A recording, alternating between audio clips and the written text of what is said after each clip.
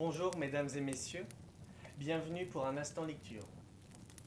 Aujourd'hui on va s'attarder sur une petite histoire plutôt courte qui s'intitule Fanfreluche et Huguette. J'espère que vous êtes bien installés car nous allons commencer.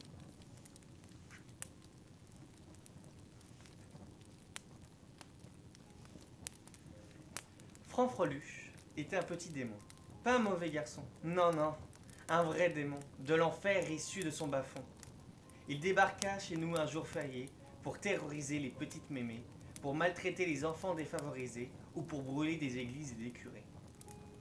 Il s'amusa à créer désordre et chaos, tout en psalmodiant des odes aux gros mots. Heureux de répandre le malheur de Paris à Rio, ce jeune maudit accomplissait plutôt du bon boulot. Il sema la peur durant des jours et des jours, puis un matin s'arrêta dans un vieux bourg, où il remarqua au croisement d'un carrefour une demeure qui respirait trop l'amour. Impossible de laisser ce bonheur exister. Alors notre démon décida de l'étouffer. Il eut très vite en tête un nombre d'idées bougrement cruelles et méchantes à souhait.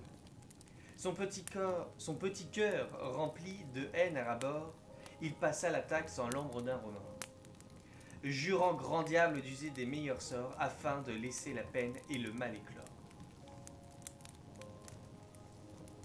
Or, dans cette maison victorienne, vivait une douce et très gentille dame âgée, qui n'avait jamais pu se marier ni un enfant de l'amour donné.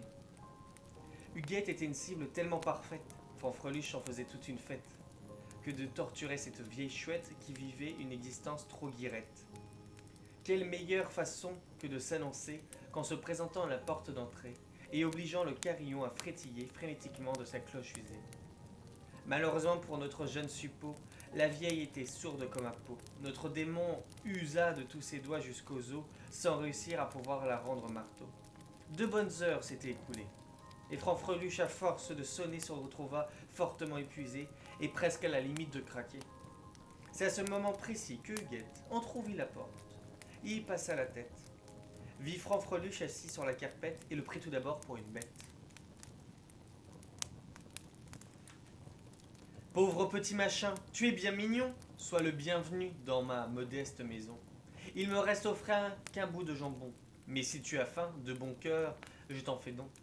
Écœuré par tant de bonté, mais affamé, le diablotin accepta de bon gré malgré le jambon servi d'un pain moelleux et frais, offert humblement par son hôtesse zélée. Vous savez, madame, je suis un démon venu tout droit de l'enfer, à dos de dragon. Une fois que j'aurai avalé mon jambon, je redeviendrai un méchant pour de bon.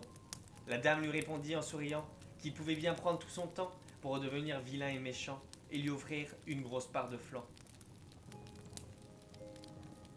Une fois ce délicieux repas achevé, le petit démon se sentit bien fatigué. Alors Huguette lui offrit de se reposer, le temps d'une sieste dans un lit bien douillet. Écœuré par tant de bonté mais épuisé, le jeune diablotin accepta bon gré mal gré le dodo qui lui était gentiment proposé, offert humblement par son hôtesse zélée. Vous savez, madame, je suis un démon, venu tout droit de l'enfer, à dos de dragon.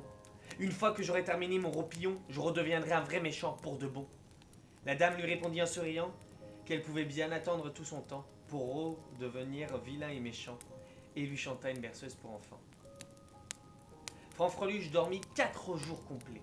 Une fois bien réveillé, il fut très fâché de s'être laissé aller de cette façon embobinée et de s'être senti à ce point reposé. Mais puisqu'il était sale et crotté comme un souillon, Huguette lui offrit de nettoyer tous ses charbons dans un bon bain chaud avec beaucoup de savon, pendant qu'il mettrait à laver ses haillons. Écœuré par tant de bonté, mais encrassé, le diablotin accepta bon gré mal gré le bienfait relaxant d'un bon bain parfumé, offert humblement par son hôtesse zélée. Vous savez, Huguette, je suis un démon, venu tout droit de l'enfer à dos de dragon. Une fois que j'aurai lavé mes harpions, je redeviendrai bon, je redeviendrai un méchant pour de bon.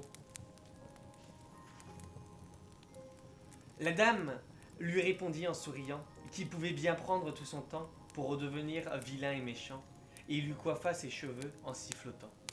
Le ventre rempli, le corps reposé et lavé, Fanfreluche allait enfin pouvoir exercer le mal et les sévices qu'il avait préparés à faire subir à cette gentille mémé.